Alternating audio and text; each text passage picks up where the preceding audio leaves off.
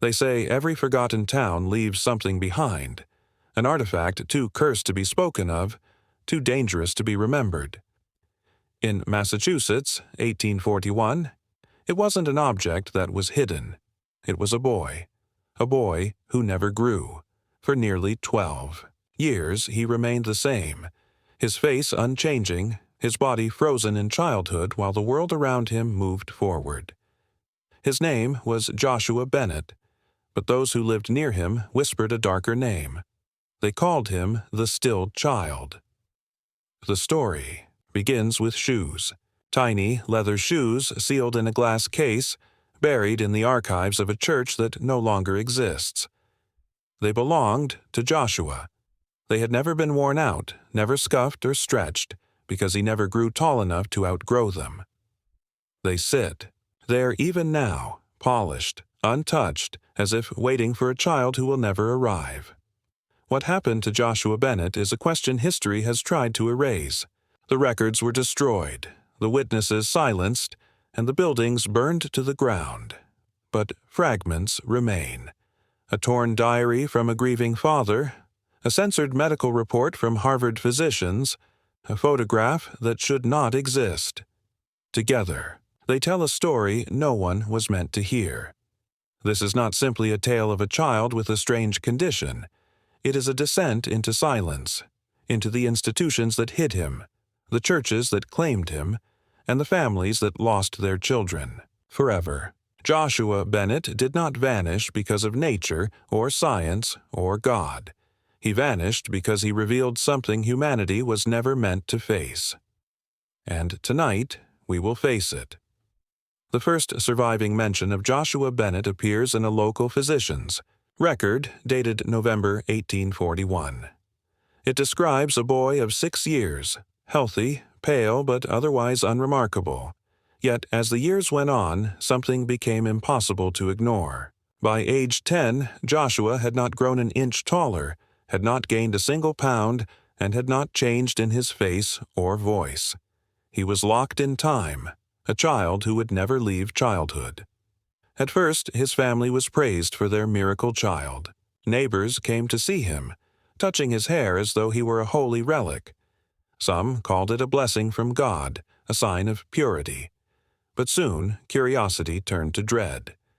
Farmers began refusing to share their crops with the Bennett family, saying the boy's eyes unsettled their livestock.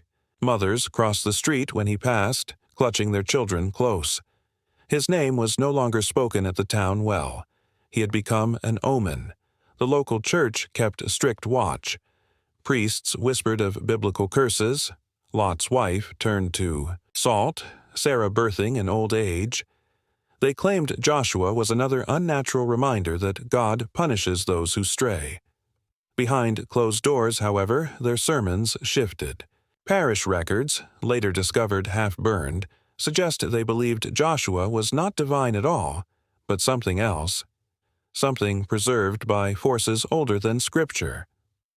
Doctors tried to measure him, poking his ribs, shining lanterns into his pupils, keeping journals of his unchanging state. One physician wrote in his notes, "The boy's flesh resists decay, as if no hour passes over him." Those words were later crossed out with thick ink, an attempt to erase what could not be explained. The town was learning a rule it would live by for decades. To survive, you do not ask questions about Joshua Bennett. By 1847, the Bennett family could no longer bear the weight of their secret. Joshua's presence turned their home into a site of pilgrimage and terror. Strangers arrived at night, leaving offerings at the doorstep, small toys, locks of hair, even bloodied scraps of cloth. Some begged for miracles.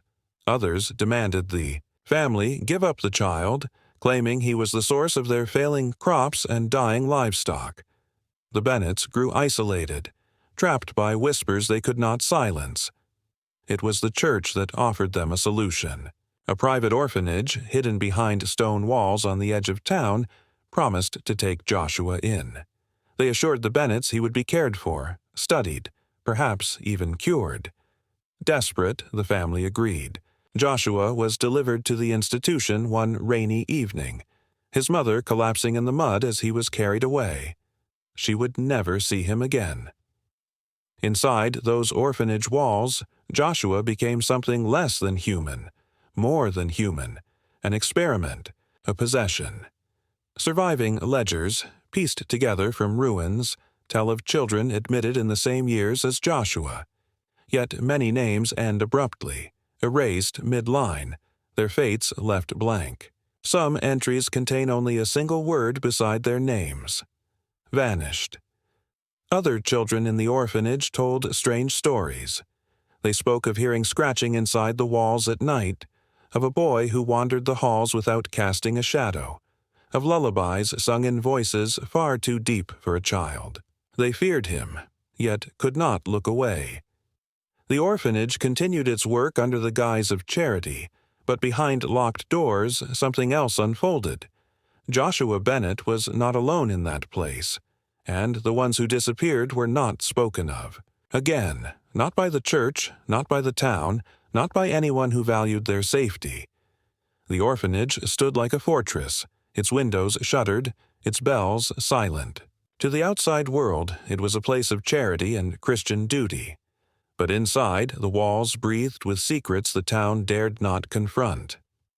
By the late 1840s, people noticed a strange silence spreading through the community. Those who had once gossiped about Joshua no longer spoke his name. Entire families refused to discuss the orphanage at all, as if acknowledging its existence invited ruin. Locals began to call him the still child. Never aloud, never in public, but in whispers passed, between neighbors, etched into the margins of hidden journals. The name carried a warning. To look upon Joshua too long, to remember him too deeply, was to invite misfortune. A diary from a seamstress who lived across the street describes hearing the sound of children crying late into the night, though no windows were open. She wrote of seeing pale hands press against the glass in the orphanage's upper rooms, only for them to vanish the moment she called her husband to look. Her final entry ends abruptly with the words, "They told me not to write anymore. He is watching." Generations later, descendants of the town's oldest families admitted in hushed interviews that their grandparents forbade them from speaking Joshua's name. Some were punished if they so much as asked about the boy in old photographs. It was not fear of gossip. It was fear of something alive, something lingering. By the 1850s, the town had learned a dreadful truth. Silence was survival. Questions invited shadows. And within the chapel of the orphanage, lit only by the trembling flame of its altar candles, a boy who never grew sat among vanished children, his presence sinking into the marrow of every person who dared to remember him. The silence might have remained if not for the intrusion of science. In 1851, a group of physicians from Harvard petitioned the church to examine Joshua. They promised discretion, assuring the orphanage that their findings would remain private. Records reveal that 3 doctors visited, accompanied by a student who later confessed fragments of what he witnessed. Their journals, what survives of them, describe a body that defied natural law. Joshua's skin was pale but unnervingly firm, as if resisting time itself. His eyes were reflective, like glass, and his pulse was irregular, slowing for minutes at a time before resuming. The doctors noted that no teeth had fallen out, no hair had changed, and his voice remained trapped in the pitch of childhood. One chilling note reads, "Subject presents no measurable decay. It is as though he exists outside of ours." Yet those words are crossed out in thick strokes of black ink. Many pages from the journals are missing entirely, cut away with a blade. The student who survived the visit claimed the doctors left shaken, pale as corpses, whispering that they had touched something not meant for human hands. Within weeks, one of them resigned his post, another fled Massachusetts, and the third died suddenly, his obituary describing a rapid decline of the mind. The official report submitted to the church listed only vague terms. Anomalous, preservation, deviation beyond classification, and finally, recommend silence. It was less a medical document than a warning. From that point forward, no physician dared lay hands on Joshua Bennett. His existence had moved beyond science into a realm where observation itself seemed to corrode the mind. The boy was no longer a patient. He was a secret too dangerous to record. What little we know of Joshua's family after his removal comes from a single testimony, written by his father in the final years of his life. Preserved in fragments, it reads less like a confession and more like the desperate ramblings of a man haunted to the edge of madness. He writes of his son's eyes, once blue, now dark and glassy, like polished stone that reflects no soul. He describes how Joshua began to speak differently, not in the childish tone he once knew, but in voices that shifted, sometimes deep, sometimes trembling, sometimes in languages the father could not recognize. The man swore he heard Joshua, whispering prayers in Latin, though no one in the Bennett household had ever spoken it. Worse still, he recounts nights when the boy's presence seemed to divide the house itself. Rooms grew cold, lanterns dimmed, and shadows stretched unnaturally long. His wife, Joshua's mother, became convinced that the boy's laughter was not his own, that each giggle was an echo, borrowed from the children who had died in town that year. Her health deteriorated until she could no longer speak Joshua's name. The father admits in one line, scrawled hastily, almost torn into the page, that he dreamed of killing his son. He dreamt of suffocating him in his sleep, of burying him far from consecrated ground. But when morning came, he said the boy's gaze was already waiting for him, unblinking, as though Joshua knew every thought that had passed through his mind. The testimony ends with a final passage. He does not belong to us. He is not ours, not anymore. He is theirs. No explanation is given for who they are. The page following those words is gone, burned away, leaving only the black scar of ash. For decades, the trail of Joshua Bennett seemed to vanish after his placement in the orphanage. But in 1892, during renovations of an abandoned seminary, outside Boston, workers stumbled upon a locked chamber beneath the chapel. What they found reignited the whispers. The chamber was small, lined with stone, its air thick with rot and mildew. Within, they uncovered boxes of papers bearing the orphanage's crest, records long thought destroyed. Among them were letters exchanged between priests and doctors, repeatedly referencing the Bennett child. The letters spoke of his condition not as an illness, but as a state, an unnatural preservation that defied both scripture and science. More disturbing still were the artifacts. Dozens of children's drawings were found scattered across the chamber floor, drawn in crude charcoal. Each image depicted the same figure, a boy, small and frail, surrounded by faceless men in long robes. The figures towered over him, their hands reaching down as though pulling something from his chest.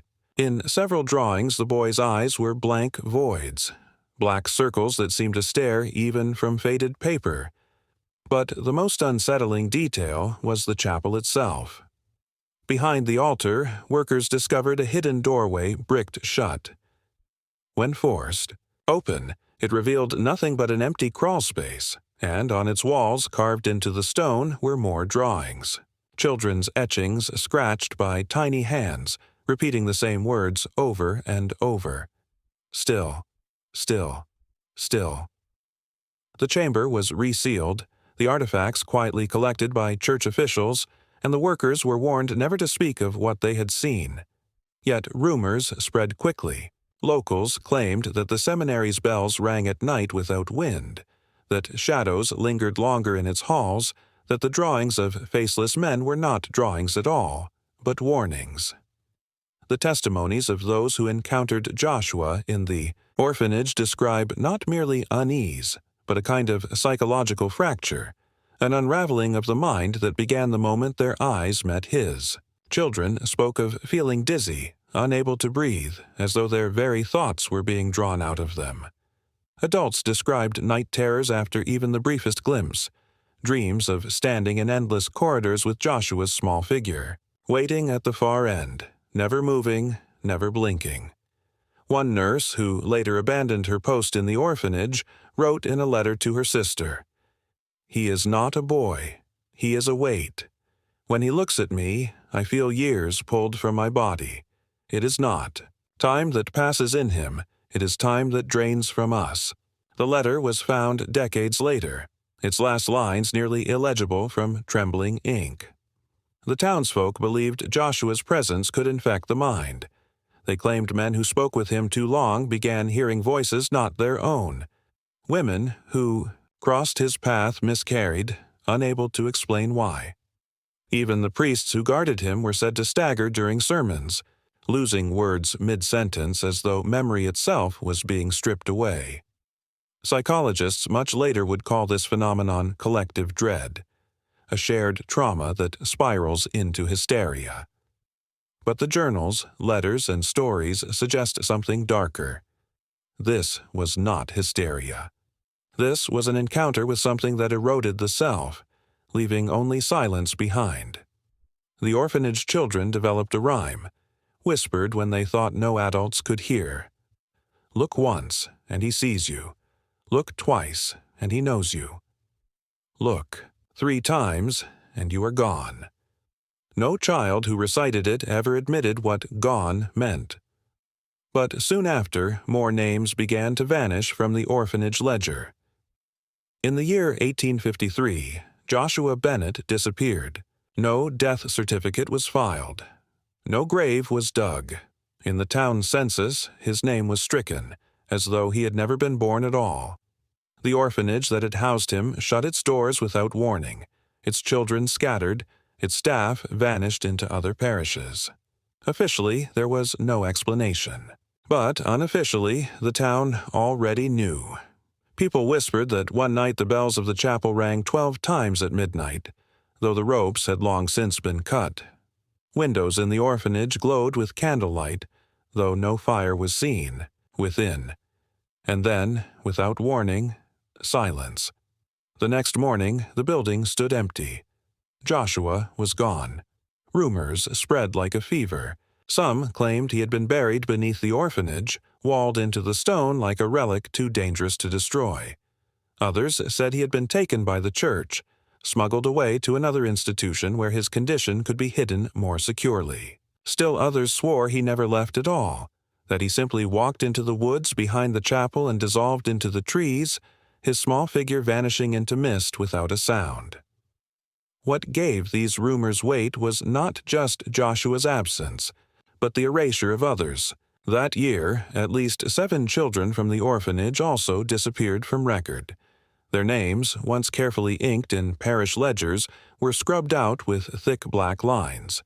No families claimed them, no graves marked them. It was as if the earth itself had swallowed them whole. The town grew quieter after that. People no longer whispered of the still child, no longer spoke of the orphanage at all. But in every home, behind every locked door, the silence carried a single, unspoken fear. Joshua Bennett had not been taken.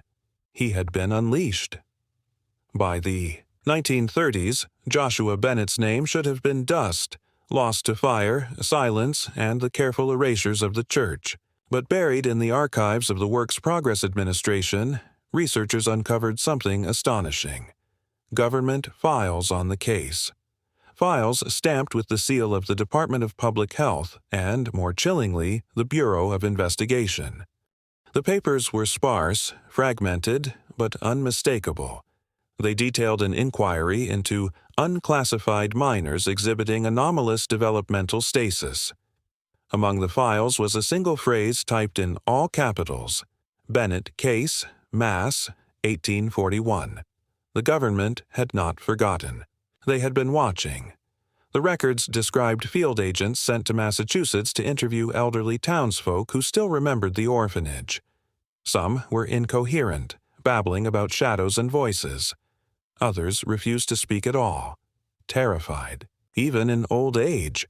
One witness claimed the boy had been transferred, though he could not, or would not, say where. Another said only, "They buried him," but not in earth. What makes these files most disturbing are the references to other states: Illinois, Kentucky, Pennsylvania, each location linked to small church-run orphanages where children were said to stop aging, where ledgers went missing, where names were crossed out. The pattern was clear. Joshua Bennett was not an isolated case. He was the first known. The files end abruptly. No conclusions, no resolutions, only a final page stamped "classified." Beneath the stamp, faintly visible where the ink had bled through, are 4 words typed in uneven lines: "Children who never died." The government had seen enough to fear, but, like the church before them, they buried the truth, not to protect the public, to protect themselves. Joshua Bennett was more than a child locked in time. To those who studied his case, or dared whisper his name, he became a symbol. A figure that reached far beyond the orphanage walls, embodying something America itself struggled to face. The still child represented memory that refuses to age, trauma that does not fade. His frozen body was not just an aberration of nature, but a mirror of the nation's buried sins. Families who lost children to the orphanage never received closure. Their grief was sealed away, just as Joshua was sealed away. And like him, their sorrow never grew old. It lingered, unchanging, festering in silence. Writers of the time, speaking carefully in metaphors, referred to him as a clock without hands, or the root that will not wither. These were not simple images, but warnings. Joshua became a living allegory for what institutions, churches, governments, schools wanted forgotten: exploitation of the vulnerable, sacrifice of the innocent, corruption beneath holy walls. He was not just a boy. He was a scar that refused to close. And there was something else. In folklore, across New England, stories of changelings and fairy children had circulated for centuries. Beings who looked human but were not, who lingered, in homes to bring misfortune. To many, Joshua was proof of these old tales, a bridge between America's Puritan fears and something older, something carried across the ocean from ancestral memory. The deeper you look, the more Joshua ceases to be an individual and becomes a shadow cast across history, not growing, not dying, simply waiting. A reminder that what is repressed never stays buried. Joshua Bennett was not a mystery to be solved. He was a truth too heavy to bear, and that truth was written in the silence that followed him. By the turn of the century, the orphanage that had held Joshua was abandoned, its stones blackened by rot, its windows shattered. Before demolition crews tore it down in 1904, a handful of laborers were hired to clear the chapel. What they reported would never make it into official records, but their words, preserved in private letters, reveal a haunting that clung to the building long after Joshua's disappearance. One janitor described entering the chapel alone at dusk. He swore he heard children laughing, dozens of them, though the pews were empty and the corridors deserted. Another claimed he found the altar candles lit when he arrived in the morning, their wax still warm as if burned through the night.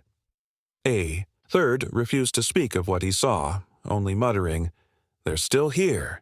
They never left." The most chilling account came from a man tasked with scrubbing soot from the walls. As he cleaned, he discovered faint carvings etched beneath the blackened surface. Words, over and over, scratched by small hands. "He is with us. He will not leave." He quit that same day, abandoning his wages, refusing ever to step near the orphanage. Again, when demolition finally began, the crews reported strange failures. Tools broke, scaffolding collapsed, horses bolted at unseen terrors. Workmen claimed their dreams were filled with the sound of bells tolling 12 times, though no bells remained in the tower. By the time the last stones were carted away, the men swore the air itself felt wrong. too cold, too heavy, as if the orphanage resisted erasure. And when the site was cleared, locals reported a strange sound on quiet nights, children's voices singing softly where the chapel once stood. The song had no words, only a lullaby that no one claimed to know. If Joshua Bennett had truly been erased from history, there should be no image of him. And yet, tucked away in a private collection discovered in 1918, a single daguerreotype surfaced. It is said to be the only known photograph of the still child. The image shows a boy seated in a wooden chair, hands folded neatly in his lap. His clothes are plain, his posture unnaturally stiff, but it is the face that unsettles. The features are blurred, not by age or damage to the plate, but in a way that seems intentional, as if light itself refused to capture him. The head is slightly too large for the body, the proportions subtly wrong. And the eyes, dark, wide, reflective, dominate the frame, giving the impression of a gaze that does not end when you look away. Historians argue over whether the daguerreotype is authentic. Some believe it is a hoax created long after the fact. Others insist it is genuine, though carefully altered to obscure the truth. The plate itself shows marks of tampering, deliberate scratches across the face as though someone attempted to erase him from the photograph, but could not fully succeed. Those who have examined the image closely speak of unease that grows with time. The longer you look, the less certain you are of what you're seeing. Some report a faint impression of other faces, blurred outlines, as if more than one child were trying to emerge through the same image. Others describe hearing faint tapping, like fingernails on glass, while staring at the plate. The photograph has since been locked away, inaccessible to the public. But those who once studied it agree on one point. Whatever sat for that picture was not merely a boy. It was something that wanted to be remembered, and something that punished those who tried to forget. The surviving children were left to wander, displaced, their identities forever fractured. Townsfolk avoided them, whispering that they were marked by something older than sickness, older than sin. Records note that most of them vanished within a year, some placed in distant orphanages, others rumored to have been taken by state officials who wanted to silence the story. Joshua, of course, was never found. There were sightings, always at night, always near abandoned buildings or forgotten fields. People claimed they saw a small figure staring through their windows, his face too smooth, his eyes too large for a child. One witness described him as both ancient and newborn, like time had stopped working on him. As the years passed, the legend hardened into silence. No local church would acknowledge the family's graves, and the county scrubbed the event from its archives. Yet faint traces remain, in letters, in diaries, in hidden footnotes, and in them, one detail repeats with chilling consistency. Every witness claimed that Joshua never seemed to walk. He only appeared close, as though the space between you and him could be collapsed in an instant. Psychologists later called these accounts hallucinations born of grief. Historians dismiss them as folk tales. But those who lived in that region, who passed down the warnings from one generation to the next, spoke of Joshua with the same hushed reverence one might reserve for a curse. He was not a child who failed to grow. He was a wound, open, raw, and eternal. And like all wounds, he bled into the soil of American memory, staining the story of a nation eager to pretend he never existed. Yet, even now, his silence seems to hum beneath the surface of forgotten towns, a reminder that not all absences can be buried. But trauma, like a shadow, seeps through generations. The Bennett name became cursed in hushed conversation. Descendants bore no children, or their infants died within days. The soil near their land refused to yield crops. A sickness of silence overtook them, an inherited wound no science could measure. Those who researched Joshua's case decades later found only fragments of files, burned edges, missing pages, medical notes rewritten in identical hands, as though someone had copied them to erase the original voice. One document described his body as a vessel unripe, flesh resistant to time. Another referred to him as proof of the covenant. The meaning was left unexplained. Families who had fostered children through the orphanage reported hearing soft steps in their halls at night, followed by doors creaking open to reveal nothing but air that smelled of medicine and damp earth. Some swore they saw a small silhouette lingering at the end of their beds. By the 1920s, researchers from universities attempted to revisit the phenomenon. Every effort ended abruptly. Professors fell ill. Laboratories burned down. Letters of intent vanished from archives. It was as if the story itself rejected discovery, as if Joshua's silence had spread into ink and wood, into every institution that dared name what had no name. The trauma became legend, then folklore, then almost nothing at all. A child who never grew, families who never healed, a silence that became louder with every attempt to explain it. Those who stumbled close to the truth claimed to feel their own bodies tighten, resisting growth, resisting change, an echo of Joshua inside them, as though he had been waiting all along for someone to remember. And so, the silence returned to the earth, settling like dust on forgotten headstones. By mid-century, no one dared mention Joshua by name. The town had changed, modernized, but beneath the paved streets and neat houses, the ground still held what had been buried. Children played in fields without knowing what lay just beneath their feet. Bones that never aged, whispers that never died. Yet every few decades a child was born in the region who seemed out of time. Their faces carried a strange familiarity, their bodies fragile but unchanging, their eyes carrying a weight beyond their years. Doctors dismissed it as rare disease, families hid them away, and records conveniently disappeared. Those who encountered such children spoke of a dreadful recognition, as though Joshua's shadow had never ended, only multiplied. The trauma of one boy had become the inheritance of many.